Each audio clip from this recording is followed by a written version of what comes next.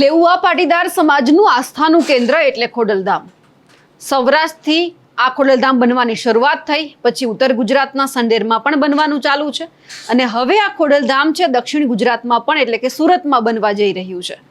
પણ જ્યારે ખોડલધામ સુરતમાં બનવાની તૈયારી ચાલુ થઈ ત્યારે ચર્ચા એ પણ થઈ કે સુરતની અંદર એક નહીં પરંતુ 2 ખોડલધામ બનવાના છે.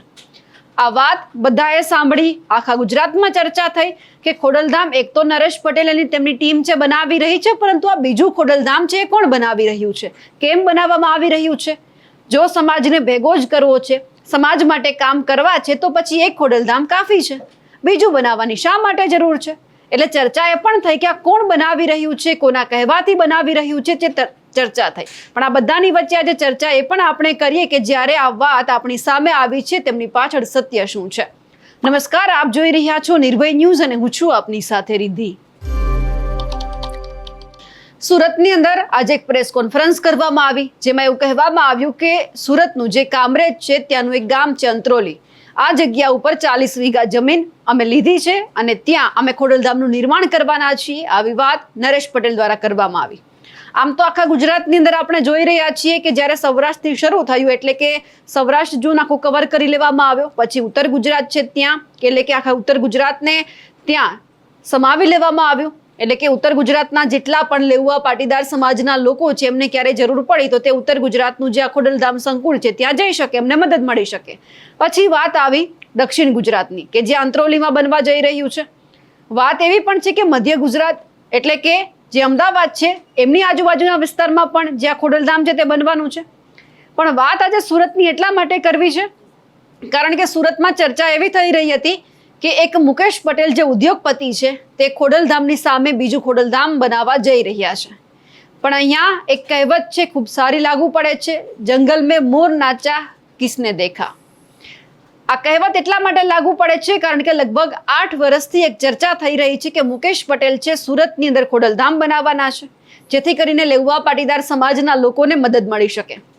8 વર્ષથી માત્ર વાત છે પોતાના પ્રાઇવેટ ફાર્મ હાઉસની અંદર લગભગ 8 થી 10 ઉદ્યોગપતિ હતા, તેમની સાથે ખાલી ચર્ચા થઈ કે આપણે આવું કંઈક બનાવીએ. જો બનાવીએ તો શું થાય, બનાવીએ તો કોણ આપણને સહયોગ આપે તેવી ચર્ચા થઈ. પણ આ માત્ર વાત છે, ન તો કોઈ જમીન લેવામાં આવી છે, ન તો કોઈ દસ્તાવેજ કરવામાં આવ્યો છે. અને અહીંયા તો 40 વીઘા જમીન પણ લઈ લેવામાં આવી છે, દસ્તાવેજ પણ થઈ ગયો છે, કામ પણ થોડા સમયમાં ચાલુ થઈ જશે અને ભૂમિપૂજન પણ કરી દેવામાં આવશે. એટલે 8 વર્ષથી જે માત્ર ઘંટ વાગી રહ્યો હતો એ મંદિર આજ સુધી કોઈએ નથી જોયું. ખાલી ઘંટ વાગી રહ્યો છે કે મંદિર બનશે, લોકો આવશે, આપણને આ બધા સાથ અને સહકાર આપશે, પણ મંદિર ક્યાંય જ નથી બની રહ્યું. એટલે મુકેશ પટેલની વાત એ સામે આવી. પણ આજે જ્યારે આખો કાર્યક્રમ હતો, જે નરેશ પટેલ છે એમની સાથે બીજા પણ જે લેઉવા પાટીદાર સમાજના કાર્યકર્તાઓ છે અને જે મોટા માથાઓ છે તે બધા જ હાજર હતા. સવાલ એ પણ થયો કે આ જે મુકેશ પટેલ છે તે જ્યારે આ બધું બનાવી રહ્યા છે તો પછી ફાયદો છે તે કોને થવાનો છે? પણ સવાલ જ્યારે મુકેશ પટેલના નામનો આવ્યો એટલે બધા લોકોને ચર્ચા પણ થઈ કે જો મુકેશ પટેલ ખોડલધામ બનાવે તો પછી અહીંયા પાટીદાર સમાજ હોય કે પછી લેઉવા પાટીદાર સમાજના જેટલા પણ લોકો છે તેમાં ભાગલા પડે. હવે ભાગલા પડાવવા માટે આ કોણ કરી રહ્યું છે તેમના ઉપર પણ સવાલ થયો.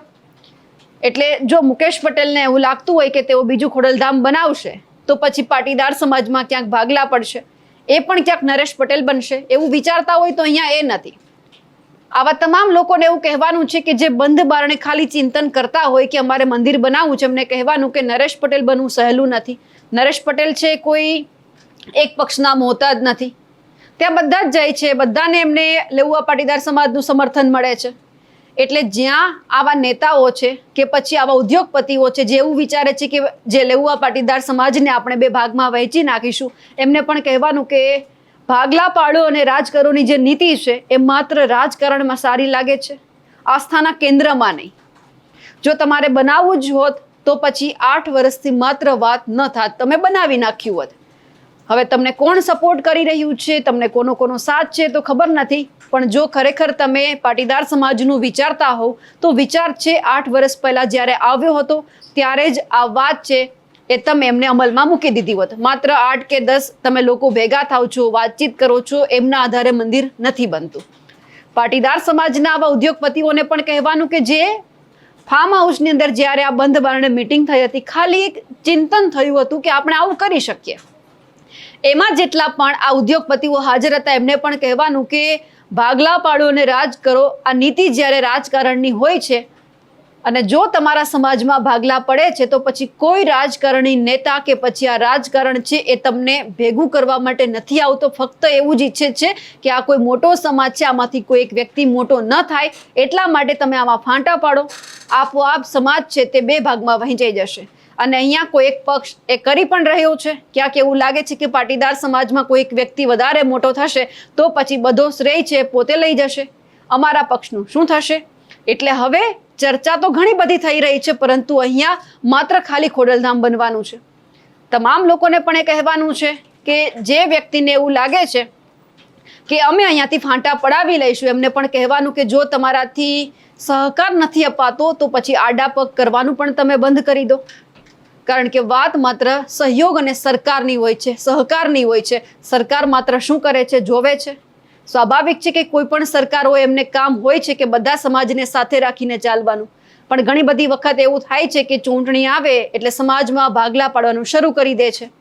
એટલે હવે એ વાત પણ સામે આવી છે. અને એક વાત અહીંયા એ પણ કરવી છે કે જો તમે સમાજને વિભાજિત કરવાનું નક્કી કર્યું છે તો પછી એ પણ સમજો કે જ્યારે આ સમાજ જાગૃત થઈ જશે અને સમાજને એવું લાગશે કે આ બધા લોકો અમારો ફક્ત ઉપયોગ કરી રહ્યા છે, ત્યારે આ સમાજ પણ કોઈ પણ પક્ષને જવાબ આપી શકે છે. સમાજને વિભાજિત ન કરીએ અને જે અત્યારે આ નવું ખોડલધામ બન્યું છે તેમને ખૂબ ખૂબ શુભેચ્છા આપીએ. બસ આટલી જ વાત છે. એ તમામ લેઉવા પાટીદાર સમાજના લોકો છે પોતાના મનમાં ગાંઠ વાળી લે. કારણ કે ખોડલધામ માત્ર સંકુલ નથી, અહીંયા અનેક સમાજ ઉપયોગી પ્રકલ્પ પણ લેવામાં આવશે. એટલે કે ઘણા બધા અહીંયા શિક્ષણને લગતા, આરોગ્યને લગતા અલગ અલગ જે વિભાગ છે તે બનાવવામાં આવશે. એટલે અહીંયા લોકોને ફાયદો છે, સમાજને ફાયદો છે. રાજકારણીઓ કોઈ આમાંથી ફાયદો ન લઈ જાય તેમનું પણ ધ્યાન રાખવાનું છે. સૌથી પહેલા તો જ્યારે મુકેશ પટેલને લઈને નરેશ પટેલને સવાલ કરવામાં આવ્યો કે અહીંયા બીજું ખોડલધામ બનવા જઈ રહ્યું છે, ત્યારે નરેશ પટેલ સ્પષ્ટ વાત કરી દીધી કે હશે તો અમે સમર્થન કરીશું. નરેશ પટેલને પણ સાંભળીએ કે તેમણે જે મીડિયાવાળાએ એમને સવાલ કર્યો હતો મુકેશ પટેલના ખોડલધામને લઈને, તેમના જવાબમાં તેમણે શું કહ્યું છે. સુરતમાં સંકુલ બનવાનું છે, કઈ રીતે તૈયારીઓ અને કેટલા સમયમાં? ખોડલધામના 4 ઝોન છે. ખોડલધામ સૌરાષ્ટ્ર, ઉત્તર ગુજરાત, મધ્ય ગુજરાત અને દક્ષિણ ગુજરાત. દક્ષિણ ગુજરાત માટે તૈયારીઓ ઘણા ટાઈમથી અમે કોશિશ કરી રહ્યા હતા, પણ સમયની વાત છે તો સમય માટે ગઈકાલે 42 વીઘા જેટલી જમીન સંપાદન થઈ છે. સાથે સાથે વધુ જગ્યા મળે એની પણ કોશિશ અત્યારે અહીંના લોકલ ટ્રસ્ટીઓ દ્વારા કરવામાં આવી રહી છે. આ સંકુલમાં આસ્થા માટે ભવ્યથી ભવ્ય મા ખોડિયારનું મંદિર બને અને સમાજની સેવા માટે આરોગ્ય, શિક્ષણ અને સમાધાન પંચ જેવા કાર્યો અહીંયા હાથ ધરવામાં આવશે. નરેશભાઈ, બીજી વસ્તુ એક મુકેશ પટેલ નવું ખોડલધામ બનાવી ચર્ચાઓ સોશિયલ મીડિયામાં ચાલે છે. જી આ બાબતે મને પણ આપની જેમ સોશિયલ મીડિયા દ્વારા જાણ કરવામાં આવી છે કે ખોડલધામ કદાચ અહીંયા ચાલુ કરવામાં વાત ચાલી રહી છે. તો સારી વાત છે. કદાચ 2 સંકુલ બને તો લોકો વધારે ફાયદો થશે. કદાચ બે ભાગલા પાડવાનું આ વાત હું નથી માનતો આ ભાગલા પડતા હોય. જેટલી સંસ્થાઓ થાય એટલી સારી જ વાત છે કે વધારે વધારે લોકો લાભ લે. અત્યારે ઓલરેડી પાટીદાર સમાજની કડવા લેવા વચ્ચે તો ભાગલા પડે છે, તો અંદરો અંદર બીજા ભાગલા પડશે સંસ્થાઓ. હું બિલકુલ આપની વાતમાં સહમત નથી. હું એવું જ માનું છું કે જેટલી સંસ્થાઓ વધે એટલું કાર્ય થાય, એટલી સેવાઓ થાય. તો મુકેશભાઈ કદાચ તમારી સાથે કેમ નથી બનતા? જાહેરાત ચાલે છે 2010માં રજીસ્ટર્ડ થયેલું ખોડલધામ ટ્રસ્ટ કાગવડ છે. આજે 2026 છે. ત્યારે 2010 થી લઈને આટલા પ્રકલ્પો અને આટલી સેવામાં ખોડલધામ ટ્રસ્ટ ચાલી રહી હોય તો આ સવાલ કદાચ આપે મુકેશભાઈને પૂછવો જોઈએ. એમની સાથે આપણે કોઈ બેઠક કરશું? બિલકુલ. જ્યારે મુકેશભાઈ અમારા મિત્ર જ છે, જ્યારે જરૂર પડશે ત્યારે બેઠક કરશું. ખોડલધામ કાગવડ પ્રેરિત ખોડલધામ દક્ષિણ ગુજરાતમાં સુરત ખાતે જમીન સંપાદન ગઈકાલે થઈ છે. આ જગ્યા ઉપર ખોડલધામ ટ્રસ્ટ કાગવડ પ્રેરિત મા ખોડિયારનું મંદિર અને સાથે સાથે જે ખોડલધામના પ્રકલ્પો સામાજિક લક્ષ્યને લઈને છે, જેમાં કે શિક્ષણ, આરોગ્ય અને સામાજિક એટલે કે સમાધાન પંચ, જે ગુજરાતની અંદર 22 જગ્યાઓએ ચાલુ છે. અત્યારે આ બધા પ્રકલ્પો અહીંયા શરૂ કરવામાં આવશે. સાથે સાથે ભૂમિપૂજન ને જે વાત છે એ ભૂમિપૂજન પણ અહીંના સ્થાયી ખોડલધામના કન્વીનરો, દક્ષિણ ગુજરાતના સૌ ટ્રસ્ટીઓ જે તારીખ નક્કી કરશે એ તારીખે ભૂમિપૂજનમાં આ ખોડલધામ ટ્રસ્ટ આગળ વધશે. ટૂંક સમયની અંદર મારું માનવું એવું છે કે ભૂમિપૂજન નવરાત્રિની આસપાસ થાય, સાથે સાથે નિર્માણનું કામ પણ નવરાત્રિ બાદ તરત શરૂ થઈ જાય, એટલે કે આ સંકુલ વધુમાં વધુ આ નવરાત્રિ પછી 1 વર્ષમાં પૂર્ણ થાય અને આવતી દિવાળી આવે ત્યાં સુધીમાં આ સંકુલનું ઉદ્ઘાટન થાય એવી મા ખોડલના ચરણોમાં પ્રાર્થના કરું.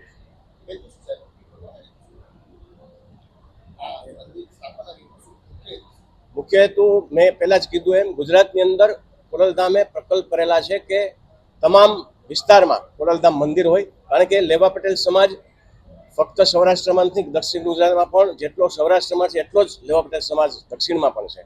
ત્યારે અહીંના લોકોને એક આસ્થાનું કેન્દ્ર મળે, એને હૂંફ મળે, એને સામાજિક સેવાઓ મળતી રહે, તે માટેનો આ પ્રકલ્પ છે.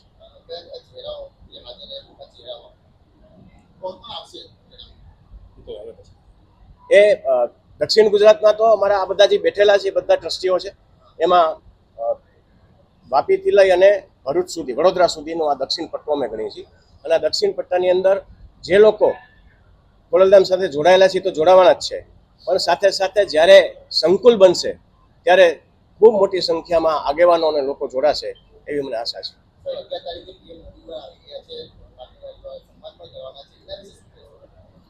મોદી સાહેબનો પ્રવાસ 11-12 તારીખનો ગુજરાતમાં છે અને ઘણા બધા લોકાર્પણ કરવાના છે. પાટીદાર સમાજ એનું સન્માન પણ કરવાનું છે.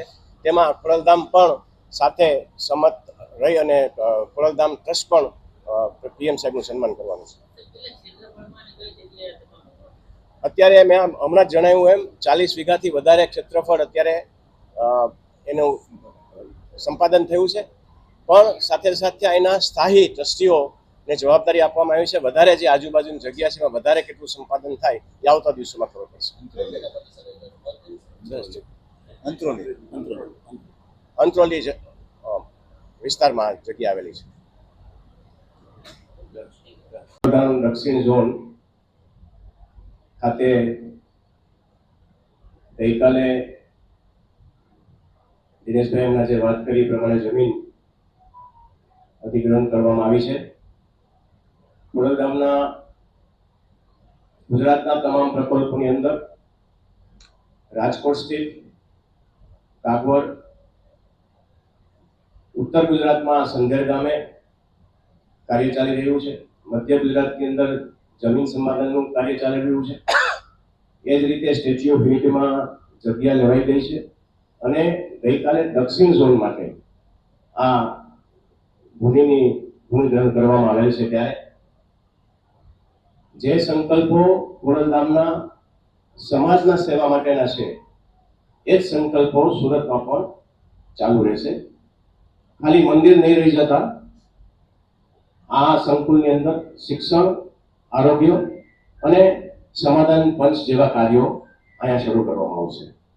આપના કોઈ પ્રશ્ન હોય તો.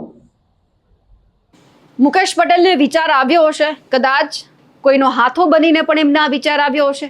જો કોઈનો હાથો બનીને તમને આ વિચાર આવ્યો હોય તો એક વખત તમે તમારા સમાજની ચિંતા કરજો, કારણ કે સમાજ વિભાજિત થશે તો પછી કોઈ પણ પક્ષ છે તમને જોડવા માટે નહીં આવે. ફક્ત તમારા ભાગલા આખા ગુજરાતમાં દેખાશે અને બચાવવા માટે પણ કોઈ નહીં આવે. એટલે વાત અહીંયા ફક્ત એટલી છે કે જો સમાજ માટે જે વ્યક્તિ સારું કામ કરી રહ્યો છે એમને સાથ અને સહકાર આપો, પરંતુ એમને તોડવાનો પ્રયત્ન ન કરો. તમામ એ ઉદ્યોગપતિઓને પણ કહેવાનું કે જેમને એવું લાગતું હોય કે એક વ્યક્તિ મોટો થાય છે તો એમને પછાડવા માટે આપણે બધા સાથે ઊભા રહીએ, એમને પછાડી દઈએ, તો અહીંયા ક્યાંક નુકસાન લેવું આ પાટીદાર સમાજના લોકોને જ છે, કોઈ પણ પક્ષને નથી. એ તો ખાલી તમાશો જોવે છે અને જ્યારે જરૂર પડે છે ત્યારે તમારો ફાયદો લે છે. પૈસે ટકે તો ઘણા બધા લોકો મહેનત કરતા જ હશે, પરંતુ જો આ વિભાજન થાય છે તો પછી વધારે લાભ છે કોઈ પણ પક્ષને થાય છે.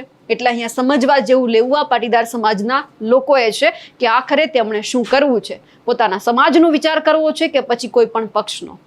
અમારા અહેવાલને લઈને આપનું શું માનવું છે કમેન્ટ કરીને ચોક્કસથી જણાવજો. સાથે જ અમારી નિર્ભય ન્યૂઝ ચેનલને લાઇક, શેર અને સબસ્ક્રાઇબ કરવાનું ભૂલશો નહીં. નમસ્કાર.